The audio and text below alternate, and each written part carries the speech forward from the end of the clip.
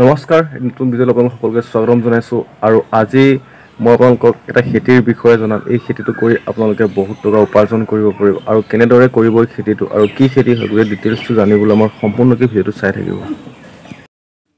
আৰু এই খেতিটো হৈছে ভোট জলকীয়াৰ খেতি। এই ভোট জলকীয়া খেতি কৰি আপুনি বহুত টকা উপাৰ্জন কৰিব পাৰে। মানে প্ৰায় যদি আপুনি 100 জোপা যদি ভোট জলকীয়া লগাব পাৰে, তেতিয়াহ'লে প্ৰায় আপুনি মিনিমাম নাই কমেও 1 লাখ টকা উপাৰ্জন কৰিব পাৰিব। আৰু খুব কম জেগাত কেনেকৈ কৰিব পাৰি বা আপোনালোকে বস্তাত কেনেকৈ কৰিব পাৰি সেই বিষয়ে আপোনালোকক এই ভিডিঅ'টোত জনাম। এইটো হৈছে আপোনাৰ ছাদৰ ওপৰত কৰা হৈছে। এইবিলাক মই নিজে লগাইছিলোঁ। এয়া আপোনাৰ পুলিবিলাক হৈছে, এইবিলাক 15 দিন হৈছে লগোৱা। ইফালৰ পৰা তলৰ ফালৰ পৰা সূতা মানে পোখা আহিছে। প্ৰায় এইটো আমি 1C কাটিং কৰি দিলোঁ। কৰি দিয়াৰ কাৰণে তলৰ ফালৰ পৰা শিপা আহিছে ছাইডৰ পৰা। গতিকে ইয়াত আমাৰ 150 পুলি আছে টোটেল। আপোনালোকক জনাম যে আপুনি 100 বা 150 পুলি লগাই পেলাই কেনেকৈ আপুনি 1ৰ পৰা 1.5 লাখ টকা এটা উপাৰ্জন কৰিব পাৰিব। আৰু এইটো 3 মাহৰ ভিতৰত আপোনালোকে উপাৰ্জন কৰিব পাৰিব। আৰু সবিশেষ জানিবৰ কাৰণে আপোনালোকে ভিডিঅ'টো সম্পূৰ্ণকৈ চাব, মানে আধৰুৱা নকৰিব। আৰু এই পুলিবিলাক দেখিছে কি সুন্দৰ চেহেৰা আহিছে। আৰু ইয়াত কি সাৰ দিব লাগে বা কেনেকৈ ধৰণে আপুনি মানে পুলিটো লগাব, গোটেই ডিটেইলছখিনি জনাম। আৰু আপোনালোকে জানে যে মাৰ্কেটত ভোট জলকীয়াৰ কিমান ডিমাণ্ড আছে। আৰু আমাৰ নৰ্থ ইষ্টৰ বাদে বেলেগত ভোট জলকীয়া খেতি নহয়, বিশেষকৈ আমাৰ অসমত বেছি হয়। কাৰণ বেলেগ জেগাত তেনেকৈ এই খেতিটো নহয়। গতিকে আপোনালোকে এই বস্তুটো বহুত ডিমাণ্ড আছে, আপোনালোকে একদম মানে কৰিব লাগে। মাটিবিলাক আমাৰ অসমৰ বহুত মাটি এনেই পৰি আছে বা ওখ মাটিবিলাকো আছে। ওখ মাটিটো লগাব পাৰে বা চাপৰ মাটিটো লগাব পাৰে। আৰু এই ছিজনটো আপোনাৰ জলকীয়া লগোৱা ছিজনটো হৈছে আপোনাৰ ডিচেম্বৰৰ পৰা ফেব্ৰুৱাৰীৰ ভিতৰত আপোনালোকে লগাব লাগিব। তেতিয়া আপোনালোকে এপ্ৰিলৰ মানে বহাগ বিহুৰ ওচৰে পাঁজৰে আপোনালোকে ছিগিব পাৰিব। আৰু তেতিয়া আপোনালোকে ৰেট পাব, প্ৰায় 600-700 টকা ৰেট আছে 1 কেজি ভোট জলকীয়াৰ দাম। আৰু এজোপা ভোট জলকীয়া যদি আপুনি ভালকৈ ৰাখিব পাৰে, এটা ছিজনত 10 কেজি ভোট জলকীয়া সি উৎপাদন কৰি দিব। গতিকে আপোনালোকে এটা খুব গুৰুত্বপূৰ্ণ এইটো খেতি হয় মানে। আৰু এই খেতিটো আপোনালোকে 3 মাহত আপোনালোকে 3 মাহ কৰিব লাগে। মানে আপোনালোকে যদি ডিচেম্বৰত ৰুৱে বা জানুৱাৰীত ৰুৱে, তেতিয়াহ'লে আপোনালোকে ফেব্ৰুৱাৰী, মাৰ্চ, এপ্ৰিল 3 মাহত আপোনালোকে আপোনালোকে এজোপা ভোট জলকীয়া যদি 2 কেজিকৈও দিয়ে, তেতিয়াহ'লে আপোনালোকে 500 হ'লে 1000 টকা। আৰু 1000 টকাকৈ এজোপাত হ'লে প্ৰায় 100 জোপাত 1 লাখ টকা এটা আৰামছে আহি আছে। গতিকে আপোনালোকে এই খেতিটো কৰিব লাগে। আৰু এই খেতিটো কৰিবৰ কাৰণে যদি আপুনি বস্তাত যদি আপোনাৰ ছাদৰ ওপৰত লগাম বুলি ভাবে, বা যদি আপুনি মানে প্লেইন জেগাত লগাম বুলি ভাবে, কিন্তু প্লেইন জেগাত মানে আপোনাৰ কি ঘাঁহ বনবিলাকে পটককৈ এটেক কৰিব পাৰে, মানে আহিব পাৰে। গতিকে তাৰ সলনি আপোনালোকে যদি বস্তাত তাতেই ৰুৱে, জেগাটোত সমান জেগাতে যদি ৰুৱে, তেতিয়া আপোনালোকৰ লাভটো বেছি হয়। কাৰণ নিৰ্দিষ্ট এটা সাৰ সেই গছজোপাই পাব বা পোক পৰুৱা বা বহুতখিনি মানে ছেভ হৈ থাকে। গতিকে এই ভোট জলকীয়াটো লগাবৰ কাৰণে আপোনালোকে খুব বালিচহীয়া মাটি, মানে বালি টাইপৰ মাটি লাগিব। বহুত বেছি বালিও নহয়, মানে অলপ কাঠ অলপ মাটি বালি তেনেকুৱা টাইপৰ মাটি লাগিব। তাত আপোনালোকে যদি 1 ট্ৰেক্টৰ যদি আপোনালোকে মাটি আনে, আৰু তাত 1 ট্ৰেক্টৰমান আপোনালোকে গোবৰ দিব, নহ'লেও আপুনি আধা ট্ৰেক্টৰমান গোবৰ দিব লাগিব। তাৰপিছত আপোনালোকে কি কৰিব লাগিব, এইটো যে আপোনালোকে এই মানে মাটিটো ফৰফৰীয়াকৈ ৰাখিবৰ কাৰণে আপোনালোকে কৰিব, মানে আপোনাৰ যিটো ধানৰ খলি হয়, ধানৰ মানে যিটো তুঁহ, মানে আপোনালোকে মিলত পাই যাব। কেঁচা মিলত যিটো ধানৰ মানে ব্ৰইলাৰ মানে এই পোহা ফাৰ্মবিলাকৰ তলত যিটো লেয়াৰ পাৰি দিয়ে, মানে তেনেকুৱা ভুচিটো আনিব আপোনালোকে। আনি পেলাই আপোনালোকে কি কৰিব, তাত মিক্সিং কৰিব। আৰু দুটামান বস্তু আপোনালোকে মিক্সিং কৰিব পাৰে তাত, মানে চাহ বা বেবী ষ্টিম, এইকেইটা হৈছে আপোনালোকৰ মানে ভেঁকুৰনাশক। এই ভেঁকুৰনাশকটো আপোনালোকে দিব লাগিব।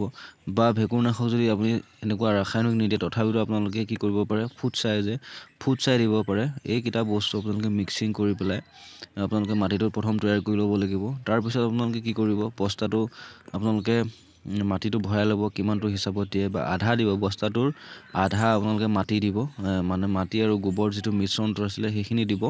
দিয়াৰ পিছত আপোনালোকে পুলিটো যদি আপোনালোকে নিজে পচালে বা নহ'লে আপোনালোকে নাৰ্চাৰীবিলাকত পাই যাব। প্ৰায় আপোনাৰ 10 টকাকৈ ল'ব এটা পুলিত, 10 টকাকৈ আপোনালোকে ল'ব।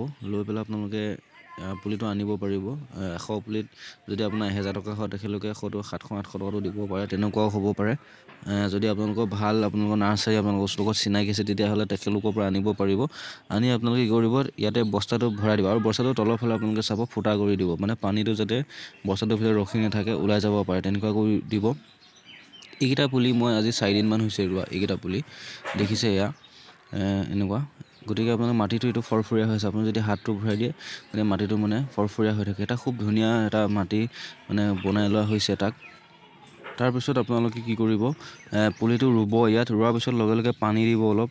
পানী দি পেলাই আপোনালোকে প্ৰায় পুলিটোত ভালকৈ ঠন নধৰালৈকে আপোনালোকে ৰেগুলাৰ পানী দিব পুলিকেইটাত। আৰু যদি মানে অলপ ঠন ধৰাৰ পিছত আপোনালোকে এদিনৰ মূৰে বা দুদিনৰ মূৰত পানী দিলেও কথা নাই ভাল, কিন্তু পুলিটোৰ গ্ৰ'থ অকণমান ঠন নধৰালৈকে আপোনালোকে পানীটো সদায় দিব। আৰু ইয়াত আপোনালোকে কি কৰিব, অলপ আপোনালোকে যদি পাৰে DAP সাৰটো দিব পাৰে, ৰাসায়নিক DAP সাৰটো দিলে অলপমান পুলিটো ভাল, চেহেৰাটো ভাল হয়।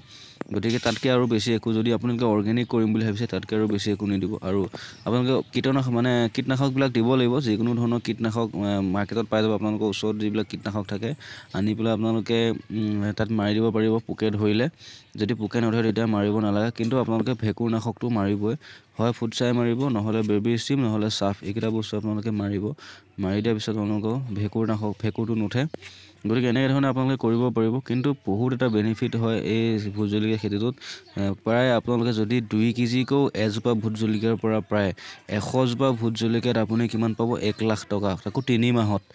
আপোনাৰ জানুৱাৰী যদি লগায়, ফেব্ৰুৱাৰী, মাৰ্চ, এপ্ৰিলত আপুনি ছিগিব পাৰিব খুব ধুনীয়াকৈ।